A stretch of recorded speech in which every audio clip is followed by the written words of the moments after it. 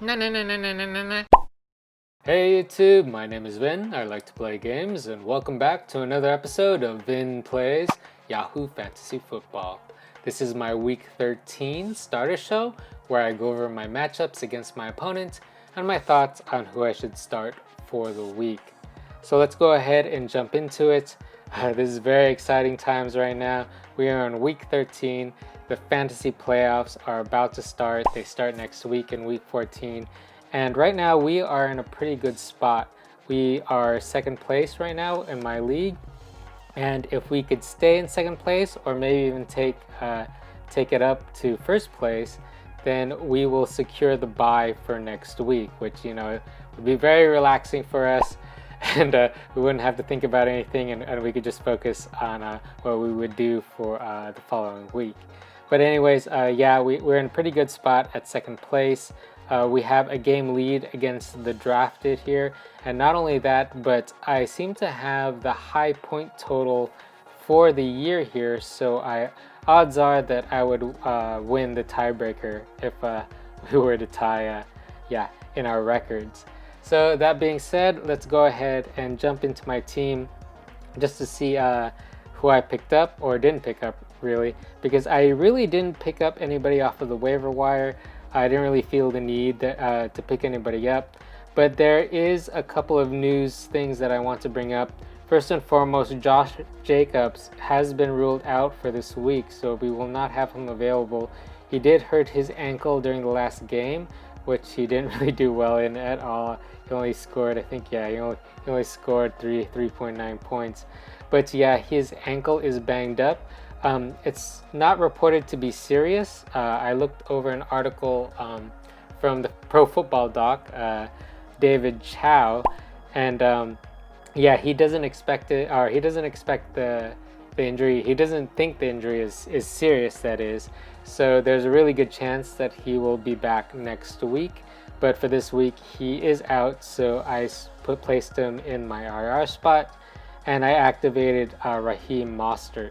Raheem Mostert, he did come back last week. He is in a pretty good spot this week as well against Buffalo. And also J.K. Dobbins should be back this week as well. He is playing Dallas. I'll talk a little bit more about them when I go over my matchups, let's go ahead and jump over to our matchup. We will be playing a Rated R Superstar over here, formerly known as Roto-Rooter. A few of my friends in this league, they like to change their names throughout the course of the season. So Rated R Superstar, aka Roto-Rooter. So I'm playing him this week. We have about a 20-point favorite here. We're about a 20-point favorite here. So right now, when I'm forming my starters, I'm not so much looking for upside. I'm more looking for floor when choosing my starters, since we are projected to win. So let's go ahead and jump into our quarterback position. Of course, we have Aaron Rodgers. Philadelphia isn't the best matchup here, but Aaron Rodgers has just torn up everybody this year. He has not had a bad game, save for that Week 6 matchup against Tampa Bay, where they just pretty much annihilated the Packers. But other than that, regardless of the matchup, Aaron Rodgers has just pretty much done well. He hasn't pooped our team. Other than that 1 week, he hasn't pooped our team at all. Not for the entire year. So now he played well against San Francisco. He played well against Indianapolis a couple of weeks ago, and then Chicago. They totally destroyed Chicago. So, and Philadelphia now. Philadelphia does have a good defense, but their offense has been bad. And not only has their offense been bad, but they've just been playing. They've been playing kind of demoralized, I think. So you know what? I have no hesitation about starting Rodgers here for the rest of the year. I have full confidence in Rodgers, and he's my favorite player. So it's just great to see him playing well and see the team playing well. I just wish the defense was a little bit better and he had one more good receiver to pass to. But anyways, Aaron Rodgers is firmly set in our lineup. Let's go ahead and take a peek at our opponent's quarterback, who is Kirk Cousins this week, and he has actually been playing really well last couple of weeks as well. Yes, against Carolina, 32 points, and then Dallas, 28. And he has a really good matchup this week against Jacksonville as well. And not only that, I believe that Adam Thielen is expected to be back this week too. So Adam Thielen and Justin Jefferson, along with Kyle Rudolph. I think Irv Smith is still out. Their tight end, Irv Smith, is still out. But yeah, Kirk Cousins more or less has his main weapons intact for this game, so he could easily smash again during this week. 30 points is not outside the realm of possibility for him.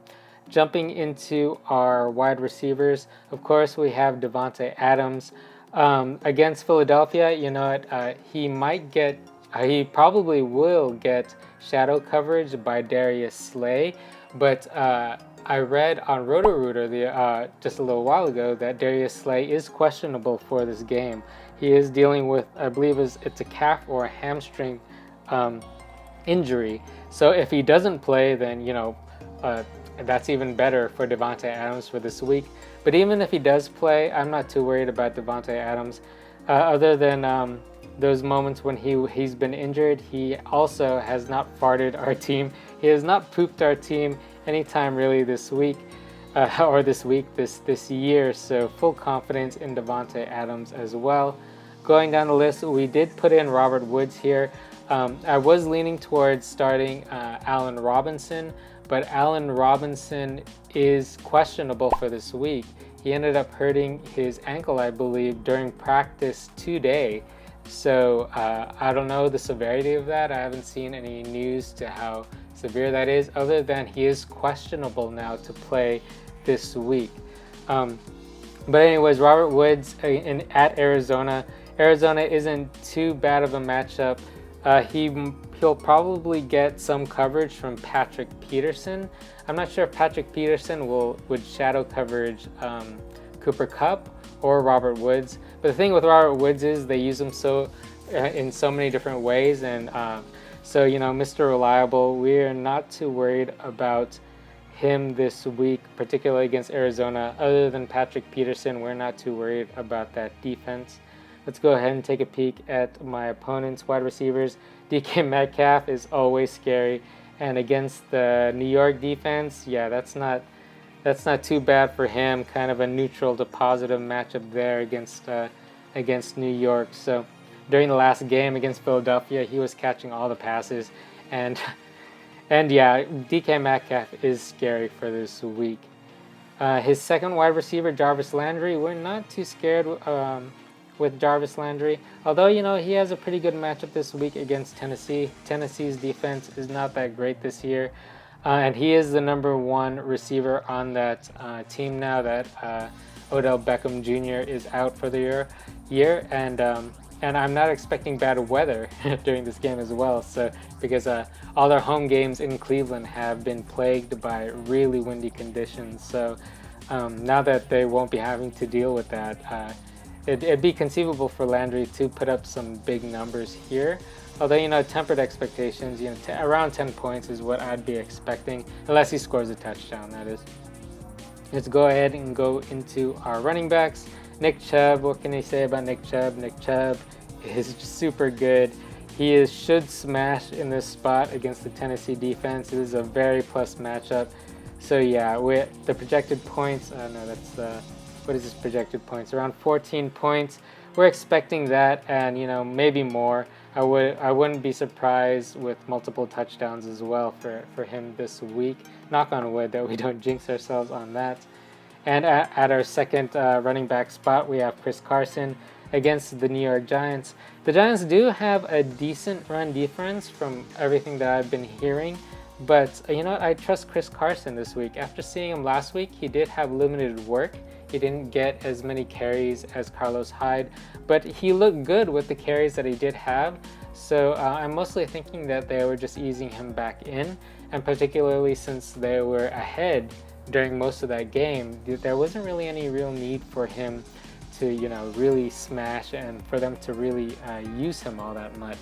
But this week, he's going to start, and I'm expecting him to be more if not his full workload, I'm expecting him to be close to his full workload, especially since Carlos Hyde is coming in banged up. He has not practiced over the last couple of games.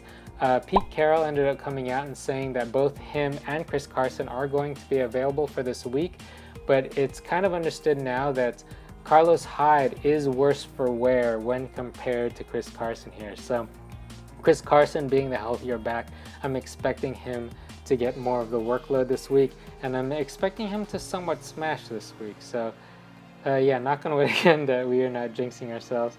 Let's go ahead and jump in onto our opponent's side. He is starting Kenyon Drake. I am not envious of this start for him because Kenyon Drake is up against the Los Angeles Rams defense, up against the defense that we're starting this week, coincidentally. But the Los Angeles Rams defense is freaking elite this year. I was watching the Fantasy Footballers podcast earlier today, and they said that the Rams running defense is 6th in the league right now, and it's like all the metrics for their defense are in the top. I want to say in the top 7, in the top 6 or 7. So yeah, the Rams defense is legit, and Kenyon Drake, I'm expecting him to not do all that well. And I'm expecting that if he does not score a touchdown, then he is going to put up pretty disappointing numbers. So let's go ahead and go over to my opponent's secondary running back. He is starting Clyde Edwards-Helaire. He has a pretty decent matchup against Denver. I want to say a positive to neutral matchup against Denver. The thing is that the Chiefs just aren't running the ball all that much. He is getting the lion's share of that backfield, of the workload of those running backs. They're just passing a lot more than they have been over the course of the year, or earlier in the year anyways. So I'm not sure if they're going to continue to pass as much as they have. If they do, then Edwards-Helaire will have depressed numbers. See, against Tampa Bay, he only got 4 points. But you know what, against Vegas and Carolina, he had a decent amount of points. I'd expect somewhere around there too this week, maybe around 10 points. I'm not expecting him to smash here, but you never know with the Chiefs here, particularly when they have a really good matchup like they have this week, or a positive matchup like they have this week. I guess when your team is as good as theirs, then they could decide to do whatever they want. So if they wanted to choose to lean on the run game, they probably could during this game and still win. Or if they just wanted to keep throwing the ball, they could do that too with Patrick Mahomes. Patrick Mahomes can pass against anybody. So I guess it's kind of up in the air how well he's going to do. But I am not expecting him to smash here. I am not too worried about Clyde Edwards-Helaire in this spot. Let's go ahead and jump to our tight end position. Against New Jersey, Darren Waller against New Jersey. I'm expecting him to smash here. Hopefully the Raiders could bounce back from their really poor performance against Atlanta last week. And maybe Darren Waller could catch a touchdown and grab me some 80 yards, meeting his projections. Maybe 2 touchdowns. He might be the primary pass catcher this week. Oh, well, he already is the primary pass catcher, but he might see more work or more targets because Nelson Aguilar, I believe, is questionable for this week as well. He ended up hurting, I believe it was his ankle as well during the end of last game, from what I've read anyways, at Atlanta. So if Nelson Aguilar is out, then Darren Waller might receive extra work because of that. Going over to the other side, TJ Hawkinson has had a great year this year. I believe he is in 3rd place for fantasy points for tight ends this year. The thing is, he is up against Chicago, which Chicago, is a decent defense. Although, maybe they are good against they aren't good against tight ends, because Yahoo is saying that they do have a good, Hawkinson does have a good matchup here against Chicago. But then again, there will be limited work limited pass catchers for Detroit and Matthew Stafford, because Kenny Golladay has been ruled out for this week as well. So TJ Hawkinson and Marvin Jones. And I also read that they are planning to waive Marvin Hall as well. So yeah, they have very limited pass catching options on that team this week. So, you know, I wouldn't be surprised if TJ Hawkinson does get additional work here, and he's in a good spot to score a touchdown with that additional work. So yeah, if he has been putting up points, so he could smash here. I want to say it's probably I want to give the edge to Darren Waller just because they're playing the New Jersey Nets, or New York Jets. Man, I just can't think today. New Jersey Nets. My mind is in the early 2000s now. Early 2000s basketball. But anyways, TJ Hawkinson could smash here. That is a good matchup. Fairly concerned about the Hawkinson matchup here against us. And then in my flex right now, I have Allen Robinson. I know he's questionable, but you know what? If he does play, I'm tempted just to put him in the wide receiver spot. And I'm really torn on who I want to start at my flex spot here. We do have Allen Robinson for now, but we just have a ton of running back depth on our squad here. We're not really looking at Deontay Johnson because he's playing Pittsburgh, so that's a really tough matchup for him. No, I don't want any part of that. And the same thing with Antonio Gibson. He's playing Pittsburgh as well. What? No, they both can't be playing Pittsburgh. Oh, he's playing Washington. Deontay Johnson is playing Washington. Deontay Johnson is on Pittsburgh. Man, I just cannot think straight today. But anyways, Antonio Gibson is playing Pittsburgh. That is a really tough matchup. So I want to avoid Antonio Gibson if I could help it this week, which I can actually just because of the depth that we have. DeAndre Swift, we could start him as well. He is back from, it says questionable here, but from what I'm reading off of Roto World, he should be back this week. Although, you know, his matchup against Chicago is going to be tough. If Akeem Hicks sits, doesn't play this week, then, you know, I'd be more tempted to play DeAndre Swift. But if Akeem Hicks does come back from his injury this week, then yeah, I'd want to avoid DeAndre Swift as well. But we also do have Raheem Mostert here, who has a fairly good matchup against Buffalo. I'm actually leaning towards placing him in my starter spot right now. If Allen Robinson doesn't play, or if Allen Robinson looks like he's going to be playing pretty banged up. And then last but not least, we do have J.K. Dobbins as an available option here. He does have a smash spot against Dallas. I'm a little hesitant though, because with J.K. Dobbins, there's a question as to work. We think that they have turned over the reins to him or the week before last week, or the week before the whole plague situation hit the Baltimore team, that Baltimore Steelers game. But yeah, we are still not 100% sure that they fully made the transition to J.K. Dobbins. The last game where Dobbins sit, the last game against the Steelers, from what I've been reading, Gus Edwards really didn't perform all that well. So that's really encouraging that J.K. Dobbins is clearly the number, or at least the best running back in that backfield right now. But we just don't know if that big workload he had a couple of weeks ago was a fluke, or was that them changing their philosophy and then they're going to rely on J.K. Dobbins as their lead back going forward. There's a couple of question marks there. So that's why I'm a little bit hesitant about Dobbins here. Actually, you know, now that I've talked this out, I think I'm probably going to start Mostert this week with all the question marks as to health with Allen Robinson and some of these other guys. But anyways, let's go ahead and jump to my opponent's flex. He is starting Jonathan Taylor. And, you know, the same things I said about Dobbins, you could say about Jonathan Taylor here, that has been a running back by committee most of this year, basically the entire year. But it looked like from the last game, he did get the hot hand against Green Bay. Was it the hot hand though, or was it them changing their philosophy and saying, we're going to run with Jonathan Taylor moving forward? We don't know, but this week against Houston is a very plus matchup here, so that is a prime spot for him to smash here and have a great game. So I am I'm pretty anxious about Jonathan Taylor this week. Yeah, he could easily put up big numbers this week. Going over to our kicker, there was a question as to whether he was healthy this week, but from all reports today, it sounds like he's going to play.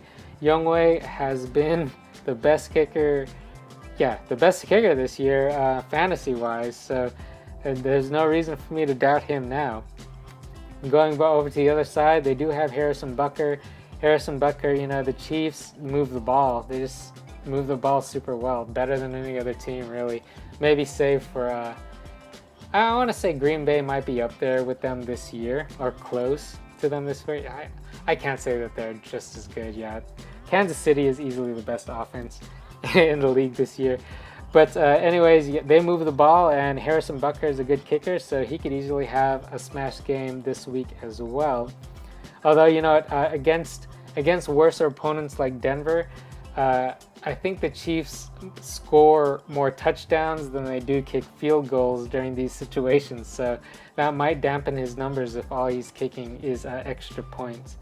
Then going over to our defense, we do have the Rams again this week, and they are playing against Arizona. Arizona has not looked good over the last few weeks, I think mostly because of Kyler Murray's shoulder injury that he's working through. But yeah, the Rams defense is an elite defense. Kyler Murray doesn't play perfect, isn't the perfect passer, so there's always a chance for interceptions. And if his shoulder is still pretty banged up, then yeah, I'd feel really good. I am feeling pretty good against with the Los Angeles Rams defense this week.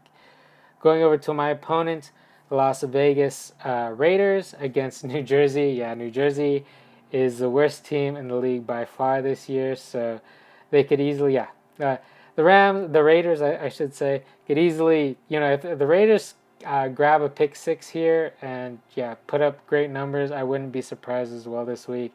Anything is possible against New Jersey. And with that being said, I think we'll end the show here. Thanks again so much for watching another episode of Vin Plays Yahoo Fantasy Football. My name is Vin, I like to play games, and I'll see you next time.